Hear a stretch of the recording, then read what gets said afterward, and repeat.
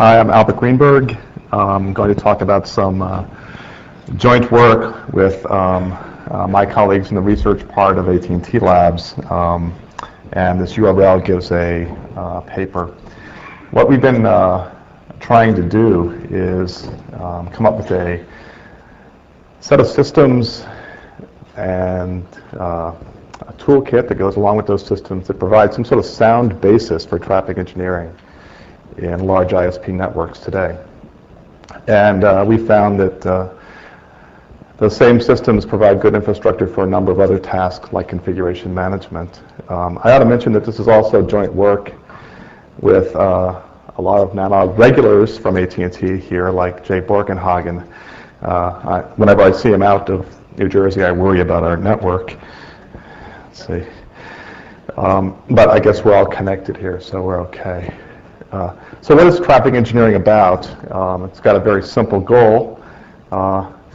We want to improve performance of the network, better matching the network resources to the demands. It sounds simple. Some of the drivers for this are, customers are asking for much more predictable quality service, reliability, and much better security, and that's being given teeth in service level agreements. There's growth in every dimension. That was symptomatic of the session this morning, where we're exhausting various kinds of resources. And when you look at the network, you see the link speeds going up. Just the number of routers, the number of links, the number of customers, the number of peering points. It's getting very difficult to keep track of everything. On top of that, do we have those resources in the right place? Well, probably not. It's not possible to know ahead of time where the big demands are going to come. So, basically, forecasting is not very good. On top of that, we have other services that want to ride on top of the IP network, voice on IP, VPN, provider-based VPN, to serve that kind of thing, multicast. This is not likely to simplify the network. So what do? Well, I think the industry is responding with higher capacity network elements and more easily configurable network elements, and they give us a large set of interdependent tuning parameters, some of which have been discussed all day, right? With respect to inter-domain routing, I think less attention has been paid to actually the supporting systems and tools that tell us how to use that improved infrastructure, and that's what this talks about. It's pretty well recognized that basically configuring the network independent of traffic, using intuition, and some kind of experimentation is not, let's say, going to scale. So how do we do traffic engineering? Well, we're going to have to integrate these three things: measurement, some sort of characterization of the traffic, and then setting up these knobs to best match the network resources to the traffic. What kind of time scale am I talking about? I'm not talking about something extremely dynamic, minutes to hours to capacity planning kind of time scales, months. Excuse me. So, typical applications in there. Others are, troubleshooting performance. How come this link's congested? And I'll get into some of these later in the talk. The almost canonical example of traffic engineering is to do the intra-domain routing well. How should we set the OSPF weights to the ISIS weights? And, relating to the previous talks, how should I configure my BGP import policies, for example, to better share the load across the network.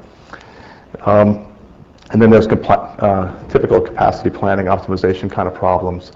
Where should I put the next routers and higher speed links? So I'll consider these topics, and the focus of this talk is on the ISP backbone networks. So here's the typical task. By the way, there's a nice emerging IETF draft on traffic engineering by Dan Audouche. I don't know how to pronounce that, but it's and others, which I recommend to you. But here's a typical task. You you'd like to have in your hands the topology of the network, the IP connectivity, and perhaps the layer 2 connectivity. You have some understanding of the demands, the expected loads between points in the network, for example, customers to various peering links, and vice versa. You have your set of knobs that you have to tune the network to meet those loads, and some sort of performance objective. So the question then is just, well, how do you set those knobs to get the best use of your facilities? If you look at what we really have available today, the short answer is we don't have the topology at anything like the timescale needed to do this problem. We don't know the demands. The network doesn't adapt to the demands by itself, and the static routes are not necessarily optimized to the traffic. Other than that, everything's okay. What's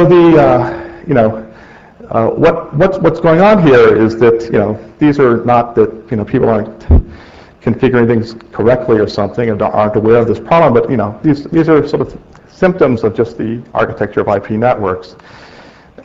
They're decentralized. The global configuration is obtained by local configuration of individual boxes. They self-configure as connectionless, and inter-domain traffic is huge, and we've heard all about that, and you don't have control over that.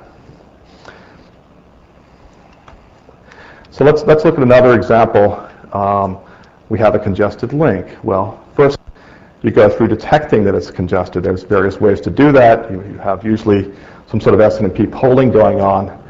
For example, you get utilization statistics every 5 minutes, or you have your active probing platform notify you that some delays have just jumped upwards, or you get phone calls to customer care, the customer's complaining. Okay, now what is the network provider going to do? Well, somehow it has to get to the root cause of why that link's congested. And there are just many different reasons, as you know. It could be some sort of natural thing. It could be just an increase in demand between a given set of source and destination pairs, or it could be that there was a failure in your network that caused the change in routes, or some other network had a policy change, the kind of thing that Tim just discussed. So how do you determine why the link is congested, and then what do you do about it? Well, so this is what we've been looking at, the longer answer to these questions. And this sort of describes the approach that we take and the systems that we've built that I'd like to describe to you. So first of all, we try to derive the topology of the network from the network configuration information. I may have a chance to discuss that further. We compute the traffic demands from edge measurements. That's a 2-hour talk. We have a module to model route path selection and route emulation in the network. I'll touch on that. And we have tools on top, query and visualization set of tools, other tools below actually also, and optimization tools even on top. And what we found, I guess, is that the same infrastructure for this kind of traffic engineering supports other processes as well. For example, configuration management, finding problems of misconfiguration. If just in trying to populate the model, you can uncover all kinds of things like that. Performance debugging, provisioning, a bunch of things. So I guess one of the takeaways I'd like to give you for this talk is that if you build this infrastructure, you can do a lot of stuff with it.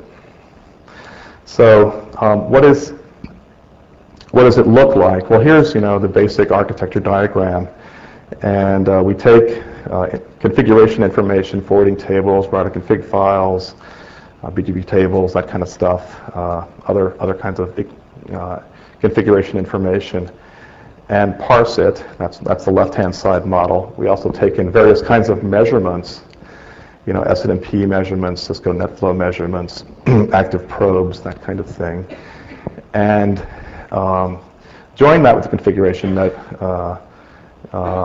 data, which is itself a puzzle sometimes, and use that to populate an information model, which I'll discuss a bit later.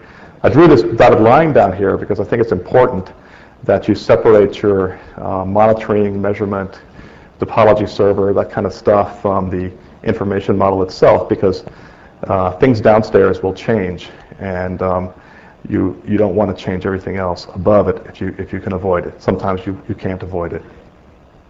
We also have a routing model that I'll talk about, and some stuff about visualization.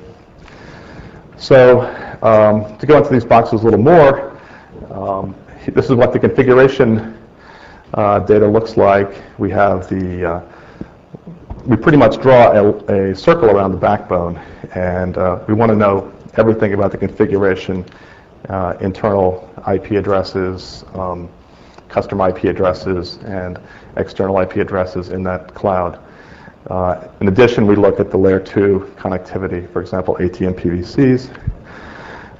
We want to extract the kind of information needed for traffic engineering, like the OSPF weights and reachability. And there are going to be some administrative policies, as was discussed in one of the panels, which aren't really in the configuration files, but you need stored there, and various conventions. From this, we populate this information model and get some unified views of the service, overlays on the service, customers, reachability, that kind of thing. There are two kinds of measurements that you'd like to use, I think: performance measurements and traffic demands. Performance measurements are widely available. They delay, loss, and throughput from some sort of active probing infrastructure into end measurements, and also S&P utilization measurements that we're all familiar with from various tools out there, utilizations and so forth for links and nodes. One that is actually more of an open problem is the traffic demands themselves. So the performance gives you the effects of traffic demands. There was a lot of congestion somewhere, but really to do traffic engineering, you want visibility into the demands themselves. And you have to cope with the inter-domain traffic. It's of course vital, and the fact that a large number of customers are multi-homed, and that or a large fraction of the bytes come from multi-homed customers. So we have some techniques that model the traffic demands, that collect edge measurements to come up with this traffic matrix. The point that I'd like to make here is that often you think of a traffic matrix as point-to-point, but that's not the right way, I think, to think about inter-domain traffic, as you know, because there are multiple peering points that the traffic can take out of the network. So we think of traffic as coming from an edge interface to a set of candidate edge interfaces. That way, when we reconfigure the IGP, we don't change the traffic demands themselves. If you couple the two, if you look at point-to-point, then you will. And this provides a sound basis, I think, for modeling traffic demands. What does our information model look like? Well, routers, sets of routers in a node, the layer 2 connectivity, the traffic demands, that kind of thing. Not too surprising. And then what you need is some sort of technique for creating the right kinds of views easily and extracting data from your information model. You need to be able to select all different kinds of objects, for example, backbone edges or peering edges, or edges having some other property like being 60% over utilization or something. And this requires being able to map the statistics onto the network. And then it's also helpful to be able to generate various kinds of associated statistics. Another thing that we think is important, and is important for traffic engineering, is to be able to simulate path selection. And there's always going to be a trade-off between accuracy and simplicity. There's always going to be a difference between what you read on the web page about how how this path selection is supposed to work and how it works when you actually test it. And that's where some of the art comes in. And the only way to cope with that is to do testing and discover how these things work, and then decide how you ought to model them. This gives a view of the simple kind of view you can create with these systems. So you can map the utilization and delay onto the network topology and inspect it in various kinds of ways. So here I've mapped utilization, and red is high utilization, and yellow is low. And I've used the width of the length to indicate the delay. Okay, so you can sort of start to inspect how utilization and delay are coupled in your network. Okay. Routing. This just gives a simple view of the routing problem. You want to capture in ISIS or OSPF the selection of shortest paths to inform the multi-home customers and peers. X2, for example, is a peer here on the left-hand side. And you can see you can represent that graphically by having an extra node with two links into pseudo routers, if you will, which then connect into your backbone. So this gets into this point to multi-point modeling problem that I was talking about earlier. So it's vital to represent traffic flows between let's say peers and access links. This is just a little overly simplified view of the router simulator and how it works. It gives an idea of the trade-offs made in modeling for various purposes. So the way this works, the way we do this is we extract the backbone topology from the router config files and so forth, and the link weights from OSPF tables, compute the shortest path. We don't simulate all the bits and bytes that these guys have been talking about. We don't need that. And then, among the shortest paths, how do you split the load between them? And we basically emulate Cisco-style splitting without all the details. You could try to emulate all the details, but I don't recommend it. It's somewhat non-deterministic, and it's not needed for many purposes. But the basic idea is that it's an even split, and it works okay if you have a relatively large set of IP addresses being split by this technique. So it's recursive. So if half the traffic goes up and half goes down, and then the same thing happens at the next step, you'll get a quarter going up and a quarter going down. And you'll notice that the resulting path selection process doesn't give us it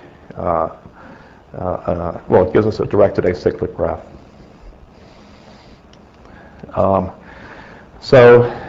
Here's an example of use of that, and there really is no, I don't know what that is up there. We put a peering link up there at the edge of Canada, just conveniently put it there. But this shows what happens if you take measured demands coming into New York and ask, where will OSPF send those demands? They don't have to be measured demands. One of the nice things about a tool like this is, you might want to use forecasted demands, or you might want to use a different topology, and that should be just fine. But at any rate, it doesn't look like a tree here or a directed acyclic graph because of the, I'm not showing directions, but that's what it is. And so you can find, for example, that for this particular prefix being routed, a lot of it's going to Atlanta. And then you can start asking why, and is that what you intended? And that's the kind of activity that traffic engineering is all about. So let me review again what the basic systems needed are. It's You need a configuration management system. You have to have a way to construct the network topology from the local information, from the router config files or whatever technique you have. You're going to need a corresponding measurement platform which will integrate your active measurements, your passive measurements, your edge measurements, flow level edge measurements, for example. The point that I wanted to make here is that for traffic engineering and the internet, it makes sense to model traffic demands not as point-to-point, but point-to-multipoint. Then there's another rather large activity creating the information model that you will populate from these data sets. Routing, you can investigate various BGP choices or policies as well as IGPs, and then an environment to select query and support other things. One thing I'd like to point out is that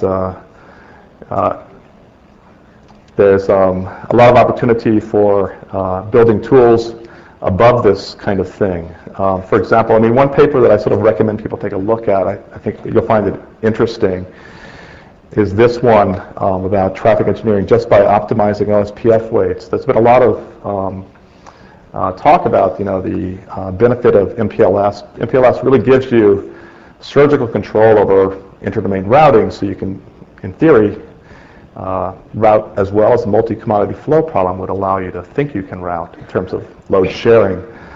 But how much better is that than looking at real topologies and real traffic than just well-designed OSPF? And if you look at recommendations that vendors have made for setting the IGP weights, they just have heuristics like use a weight inversely proportional to the link capacity. It works okay if you don't have anything else, but it has nothing to do with the traffic. Well, these guys, found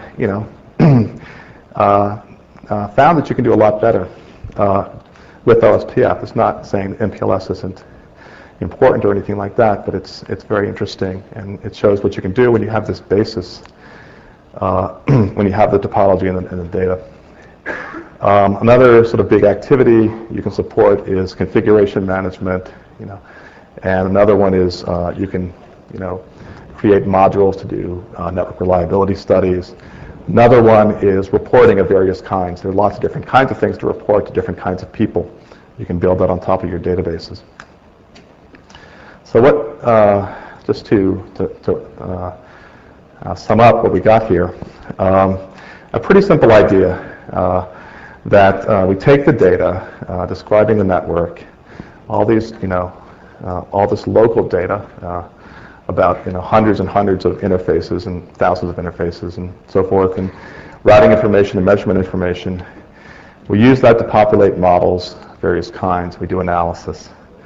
And we generate global views, which I've showed you a couple of them, of the impact of the traffic on the network. We went through a few iterations, and I think the components that I showed you, how to break this thing up into components to do traffic engineering are pretty well chosen, and show you that you need these separate systems organized as I described. And we've also found that you can evolve and change with the underlying infrastructure. Things are changing all the time. Line cards, software inside line cards, as you know, releases every 6 weeks. So you need the lower levels of the module to be flexible enough to keep pace with that. Finally, what traffic engineering ultimately tries to do is take this information and then better inform the configuration of the network, do better configuration, for example. And that's what we've been playing with and doing.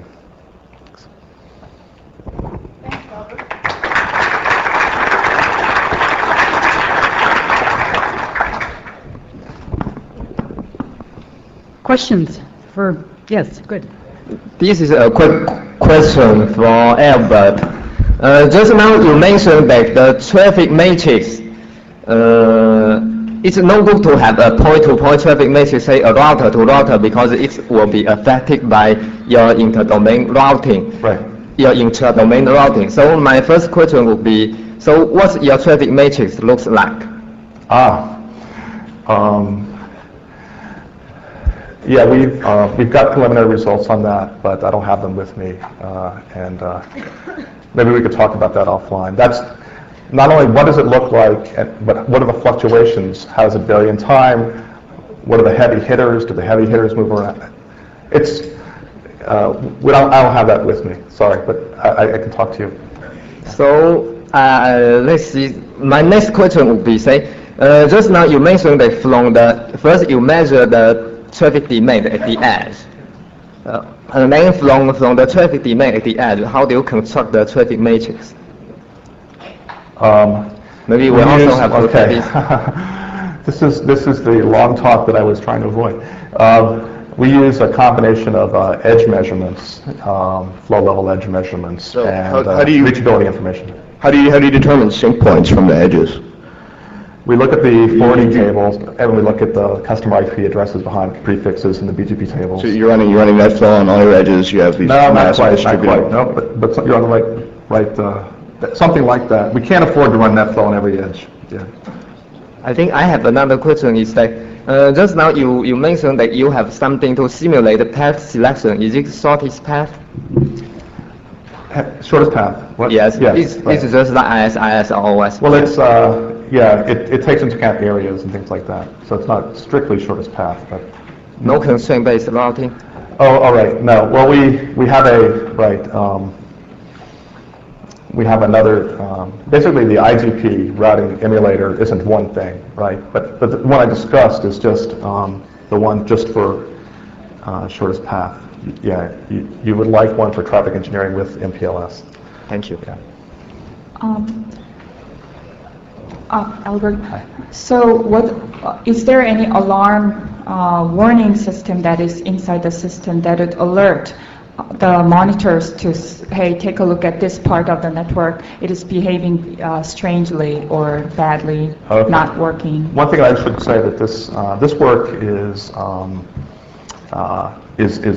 prototype systems, research systems, which are used by the traffic engineers to configure the network, but it's not operational in the sense of we don't have the data on a timely enough basis to say but this is the vision that, okay, the link utilization just went up. So there are systems like that in AT&T, but not these. Okay. Hi, I'm John Butler. I work for Mirth Splink. I was wondering how you implemented this, particularly the visualization tool. Oh, okay. Well, go ahead. What's it written in? We tried to. What systems you rely on? We put a lot of work in the information model so that we could support a lot of different GUIs because people just like to have choice of GUI. The operations people might have some Java thing that they like. Right. We like Tickle, and so we tried to be agnostic and support multiple GUIs. A lot of people just like a list. They don't want a GUI. And it's important to provide people what they want. And iterate with the people that use the tool to find out what they want. This is the last question. Albert, are you taking into account any multiple busy hour type in the design phase or multiple time period aspects, or do you see or anticipate doing something like that? Well, that's a great question. In that study that I mentioned by Mikkel and company, they do try. They played with that kind of thing. They've looked at, let's say, a evening set and tried to find and a day set and see if there's a universal set of weights, for example, that does well for both. But we just started. It hasn't really looked at. So in your case, you are using a single traffic demand model. Is that essentially what it is then? Yeah. basically there's some period over which you aggregate demands in time and also in space. And yeah, we looked at that snapshot. We didn't look at the dynamics in this. Thanks.